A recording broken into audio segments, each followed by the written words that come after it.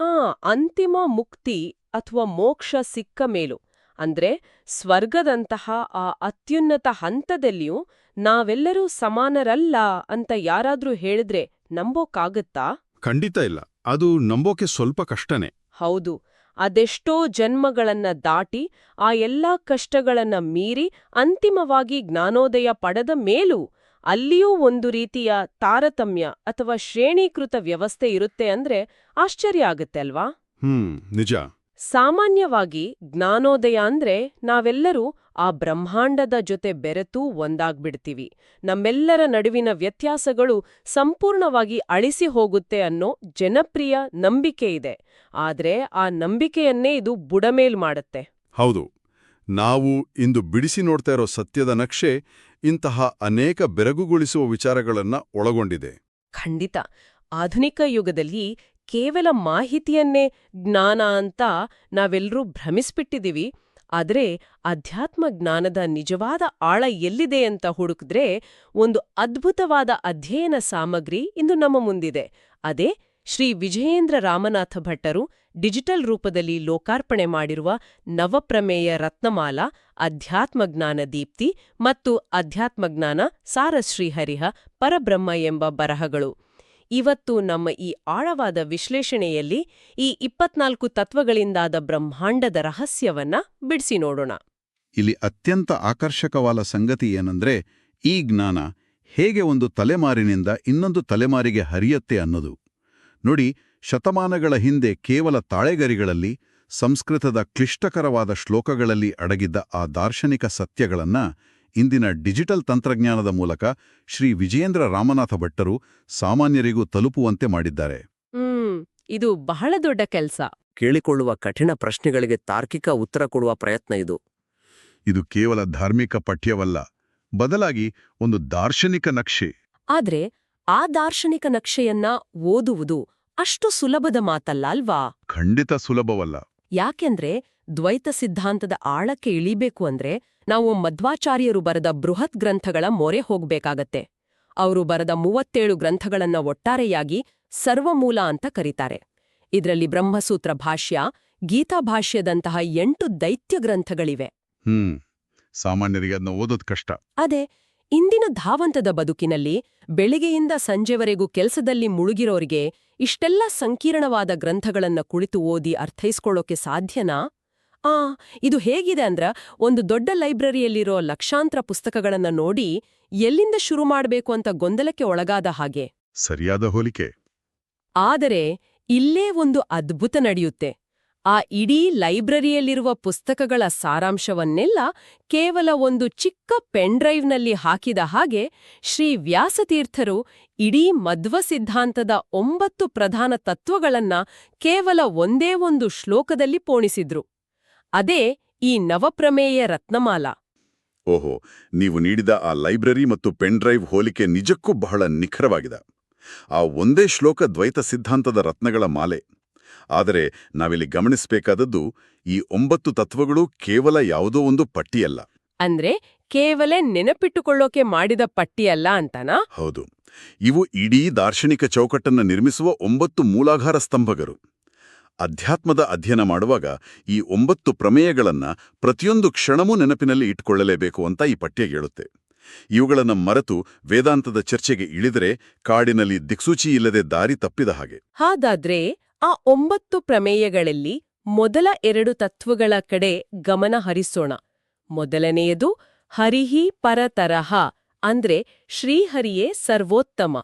ಎರಡನೆಯದು ಸತ್ಯಂ ಜಗತ್, ಅಂದ್ರೆ ಈ ಜಗತ್ತು ಸತ್ಯವಾದುದು.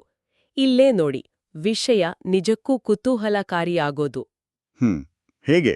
ಬ್ರಹ್ಮ ಅಂದ್ರೆ ಗುಣಗಳಿಲ್ಲದ, ಏನೂ ಇಲ್ಲದ ಯಾವುದೋ ಒಂದು ಬೃಹತ್ ಶೂನ್ಯ ಅಲ್ಲ ಅಂತ ಪಠ್ಯ ಹೇಳುತ್ತೆ.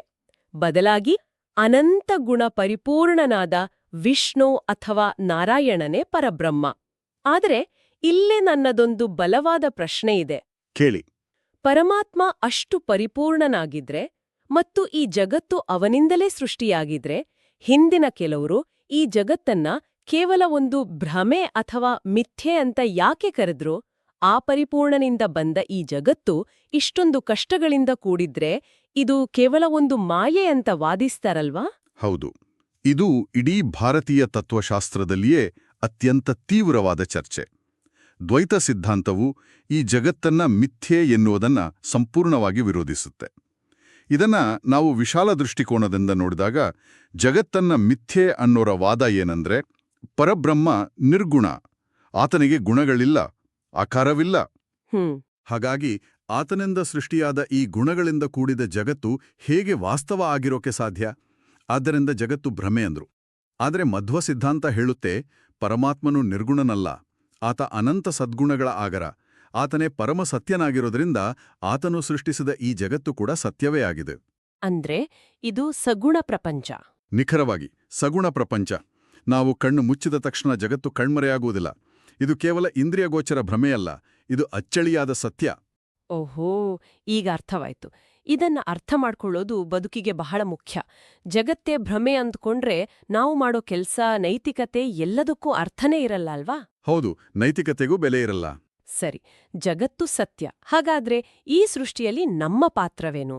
ನಾವು ದೇವರಿಗೆ ಸಮಾನರಾ ಅನ್ನೋದು ಮುಂದಿನ ತತ್ವಗಳ ಕಡೆಗೆ ಕರೆದೊಯ್ಯುತ್ತೆ. ಅದೆಂದರೆ ತತ್ವತೋ ಭೇದಃ, ಅಂದ್ರೆ ಭೇದವು ನಿಜ, ಮತ್ತು ಜೀವಗಣಃ ಹರೇರನುಚರಃ, ಅಂದ್ರೆ ಜೀವರೆಲ್ಲರೂ ಹರಿಯ ಅನುಚರರು.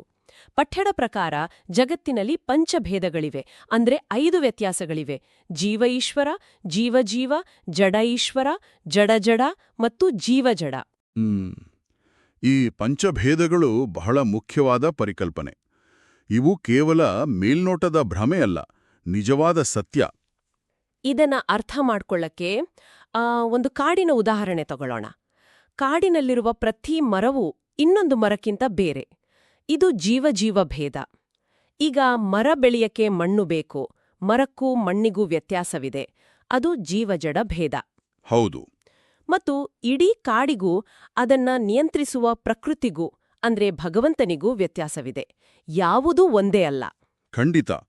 ಇಲ್ಲಿ ಪರಮಾತ್ಮನು ಸ್ವತಂತ್ರ, ಉಳಿದೆಲ್ಲವೂ ಆತನಿಗೆ ಅಧೀನ ಅನ್ನೋದು ಸ್ಪಷ್ಟವಾಗುತ್ತೆ. ಮತ್ತು ಇದೇ ತರ್ಕ ನಮ್ಮನ್ನ 5ನೇ ತತ್ವದ ಕಡೆಗೆ ಕೊಂಡೊಯ್ಯುತ್ತೆ. ಅದೇ ನೀಚೋಚ್ಚ ಭಾವಂ ಗತಾಹ, ಅಥವಾ ತಾರತಮ್ಯ. ಇದು ಆಗ್ಲೇ ನಾವು ಕಾರ್ಯಕ್ರಮದ ಆರಂಭದಲ್ಲಿ ಮಾತನಾಡಿದ ವಿಷಯ ಅಲ್ವಾ? ಹೌದು. ಮಧ್ವ ಸಿದ್ಧಾಂತದ ಅತ್ಯಂತ ವಿಶಿಷ್ಟವಾದ ಅಂಶ ಇದು.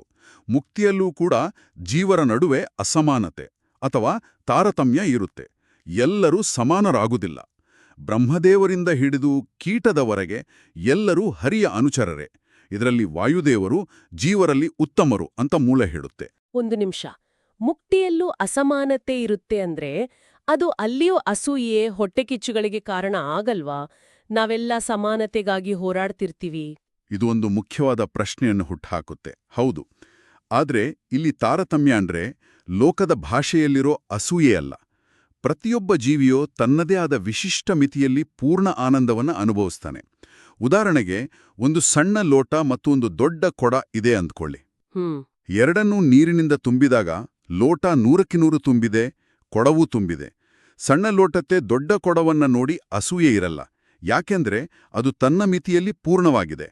ಮುಕ್ತಿಯಲ್ಲೂ ಅಷ್ಟೇ.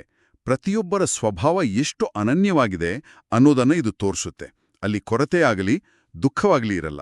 ಓಹೋ, ಅಂದ್ರೆ ಮುಕ್ತಿ ಅನ್ನೋದು ಯಾವುದೋ ಶೂನ್ಯದಲ್ಲಿ ಕಳೆದು ಹೋಗೋದಲ್ಲ, ಬದಲಾಗಿ ನಮ್ಮ ನೈಜ ಸ್ವರೂಪವನ್ನ ಕಂಡುಕೊಳ್ಳೋದು. ಅದೇ ನಮ್ಮ 6ನೇ ತತ್ವ, ಮುಕ್ತಿರ್ ನೈಜ ಸುಖಾನುಭೂತಿ. ಅಂದ್ರೆ ನೈಜ ಸುಖದ ಅನುಭವವೇ ಮುಕ್ತಿ. ಖಂಡಿತ. ಹಾಗಾದ್ರೆ ಇದೆಲ್ಲದರ ಅರ್ಥವೇನು? ನಾವ್ಯಾಕೆ ಆ ಆನಂದವನ್ನ ಈಗ್ಲೇ ಅನುಭವಿಸ್ತಾ ಇಲ್ಲ? ಅಂದ್ರೆ ಪಠ್ಯ ಹೇಳುವ ಹಾಗೆ ಜೀವಿಯ ಸಹಜ ಗುಣ ಸತ್ವ, ಆದ್ರೆ ರಜಸ್ಸು ಅಂದ್ರೆ ಕಾಮ, ಕ್ರೋಧ, ಮತ್ತು ತಮಸ್ಸು ಅಂದ್ರೆ ಆಲಸ್ಯ, ಅಜ್ಞಾನ, ಅಹಂಕಾರ. ಇವು ನಮ್ಮ ಆ ಸತ್ವವನ್ನ ಮುಚ್ಚಿ ಹಾಕಿವೆ. ಆಲಸ್ಯ, ಅಹಂಕಾರಗಳನ್ನ ತೊರೆದಾಗ ಮಾತ್ರ ಆ ಸಹಜ ಸುಖದ ಅನುಭವ ಆಗುತ್ತೆ. ಹೌದು. ಆ ಅಹಂಕಾರದ ಹೊದಿಕೆಯನ್ನ ತೆಗೆಯಲು ಇರುವ ಏಕೈಕ ಮಾರ್ಗವೇ ನಮ್ಮ 7ನೇ ತತ್ವ, ಅಮಲ ಭಕ್ತಿಶ್ಚ ತತ್ ಸಾಧನಂ. ಅಂದ್ರೆ ಅಮಲವಾದ ಭಕ್ತಿಯೇ ಸಾಧನ. ಅಮಲವಾದ ಭಕ್ತಿ ಅಂದ್ರೆ ಶುದ್ಧವಾದ ಭಕ್ತಿ. ಹೌದು. ಭಕ್ತಿ ಅಂದ್ರೆ ನಿರಂತರವಾದ, ಎಡೆಬಿಡದೆ ಹರಿಯುವ ಸ್ನೇಹ ಪ್ರವಾಹ. ಭಾಗವತದಲ್ಲಿ ಹೇಳಿರುವ ಶ್ರವಣ, ಕೀರ್ತನ, ಸ್ಮರಣ ಮುಂತಾದ ನವವಿಧ ಭಕ್ತಿಗಳ ಬಗ್ಗೆ ಇಲ್ಲಿ ಹೇಳಲಾಗಿದೆ. ಆದ್ರೆ ಇದು ಡಂಬಾಚಾರ ಅಥವಾ ತೋರಿಕೆಯಾಗಿರಬಾರದು, ಶುದ್ಧವಾಗಿರಬೇಕು. ಯಾವುದೇ ಲೌಕಿಕ ಲಾಭದ ನಿರೀಕ್ಷೆ ಇರಬಾರದು. ಅಂದ್ರೆ ಒಳಗಿನ ಅಹಂಕಾರ ಸುಟ್ಟು ಹಾಕುವ ಬೆಂಕಿ ಈ ಭಕ್ತಿ. ಸರಿ, ಇದೆಲ್ಲವೂ ಕೇಳೋಕೆ ಚೆನ್ನಾಗಿದೆ. ಆದ್ರೆ ಒಬ್ಬ ಸಾಮಾನ್ಯ ಮನುಷ್ಯನಾಗಿ ನಾನಿದನ್ನೆಲ್ಲ ಒಪ್ಪುಕೊಳ್ಳೋದು ಹೇಗೆ, ಜ್ಞಾನವನ್ನ ಪಡೆಯೋದು ಹೇಗೆ ಅಂತ 8ನೇ ಮತ್ತು 9ನೇ ತತ್ವಗಳ ಕಡೆ ಬರೋಣ. ಖಂಡಿತ. ಅಕ್ಷಾದಿತ್ರಿತಯಂ ಪ್ರಮಾಣಂ ಮತ್ತು ಆಮ್ನಾಯೇಕ ವೇದ್ಯೋ ಹರಿಹಿ. ಜ್ಞಾನವನ್ನ ಅಳೆಯಲು 3 ಅಳತೆಗೋಲುಗಳಿವೆ. ಪ್ರತ್ಯಕ್ಷ ಅಂದ್ರೆ ನೇರವಾಗಿ ಕಣ್ಣಾರೆ ಕಂಡು ತಳಿಯುವುದು. 2ನೇದು ಅನುಮಾನ ಅಂದ್ರೆ ಹೊಗೆಯನ್ನ ನೋಡಿ ಬೆಂಕಿ ಇದೆ ಅಂತ ತರ್ಕ ಮಾಡುವುದು. ಮತ್ತು 3ನೇದು ಆಗಮ ಅಂದ್ರೆ ವೇದಗಳು. ಹೌದು, ಇಲ್ಲಿ ಗಮನಿಸಬೇಕಾದದ್ದು ಏನಂದ್ರೆ ಭಗವಂತನನ್ನ ಕೇವಲ ಕಣ್ಣಿಂದ ನೋಡಲು ಅಥವಾ ತರ್ಕದಿಂದ ತಿಳಿಯಲು ಸಾಧ್ಯವಿಲ್ಲ. ನಮ್ಮ ತರ್ಕಕ್ಕೆ ಒಂದು ಮಿತಿ ಇದೆಯಲ್ವಾ? ನಾವು ನೋಡಿದ್ದನ್ನ ಮಾತ್ರ ತರ್ಕ ಮಾಡಬಹುದು. ಸರಿಯಾಗಿ ಹೇಳಿದ್ರಿ. ಆದ್ದರಿಂದಲೇ ಕೇವಲ ವೇದಗಳಿಂದ ಅಂದ್ರೆ ಆಗಮಗಳಿಂದ ಮಾತ್ರ ಆತನನ್ನ ತಿಳಿಯಲು ಸಾಧ್ಯ. ಓ, ಇಲ್ಲಿ ವೇದಗಳ ಪ್ರಾಮಾಣಿಕತೆಯನ್ನ ಒಪ್ಕೊಳ್ಳೋದು ಬಹಳ ಮುಖ್ಯ ಆಗುತ್ತೆ. ಪಠ್ಯದಲ್ಲಿ ಬ್ರಹ್ಮಸೂತ್ರದ ಉಲ್ಲೇಖ ಇದೆಯಲ್ವಾ?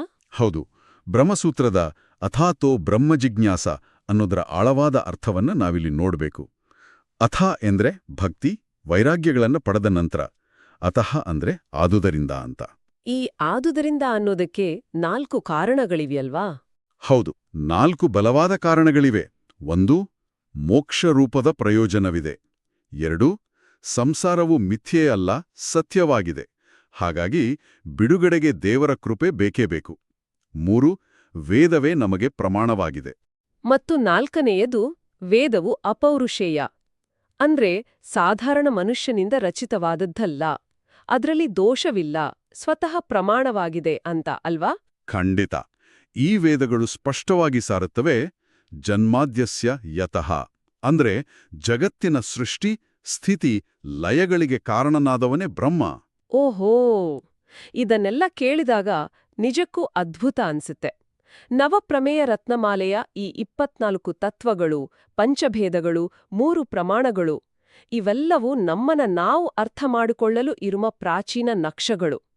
ಶ್ರೀ ವಿಜಯೇಂದ್ರ ರಾಮನಾಥ ಭಟ್ಟರ ಶ್ರಮದಿಂದ ಇಂತಹ ಆಳವಾದ ದಾರ್ಶನಿಕ ಸತ್ಯಗಳು ಇಂದು ಡಿಜಿಟಲ್ ರೂಪದಲ್ಲಿ ಸಿಕ್ತಿರೋದು ನಮ್ಮೆಲ್ಲರ ಅದೃಷ್ಟ.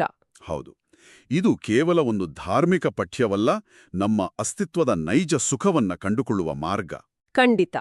ಹಾಗಾದ್ರೆ ಈ ಆಳವಾದ ವಿಶ್ಲೇಷಣೆಯನ್ನ ಮುಗಿಸುವ ಮುನ್ನ ನಾವೆಲ್ಲರೂ ಯೋಚಿಸಬೇಕಾದ ಒಂದು ಪ್ರಚೋದನಾತ್ಮಕವಾದ ಅಂಶವನ್ನ ಬಿಟ್ಟೋಗೋಣ. ಹೇಳಿ. ನೋಡಿ, ನಮ್ಮ ಮೂಲಭೂತ ಸ್ವರೂಪವೇ ಶುದ್ಧ ಆನಂದ ಅಂದ್ರೆ ಸತ್ವ ಅಂತ ಈ ಪಠ್ಯ ಹೇಳತ್ತೆ. ಆ ಆನಂದವನ್ನು ಹೊರಗಡೆ ಹುಡುಕುವ ಬದಲು ನಮ್ಮಲ್ಲೇ ಇರುವ ಆ ರಜಸ್ಸು ಮತ್ತು ತಮಸ್ಸು ಅನ್ನೋ ಅಹಂಕಾರ ಮತ್ತು ಆಲಸ್ಯದ ಪದರಗಳನ್ನ ನಾವು ಪ್ರತಿದಿನ ಹೇಗೆ ತೆಗೆದುಹಾಕಬಹುದು? ಬಹಳ ಮುಖ್ಯವಾದ ಪ್ರಶ್ನೆ ಅದು. ಹೌದಲ್ವಾ? ಎಲ್ಲೋ ಕಳೆದು ಹೋದದ್ದನ್ನ ಹೊರಗಡೆ ಹುಡುಕೊಂಡು ಅಲೆಯುವುದಕ್ಕಿಂತ ನಮ್ಮೊಳಗೆಯೇ ಇದ್ದು ಮುಚ್ಚಿ ಹೋಗಿರುವುದನ್ನ ಆ ಧೂಳುಕೊಡವಿ ತೆಗೆಯುವುದು ಸುಲಭವಲ್ಲವೇ? ಈ ಚಿಂತನೆಯೊಂದಿಗೆ ಇಂದಿನ ಸಂವಾದವನ್ನ ಮುಕ್ತಾಯಗೊಳಿಸೋಣ. ಖಂಡಿತ, ಇದೊಂದು ಅದ್ಭುತವಾದ ಚಿಂತನೆ.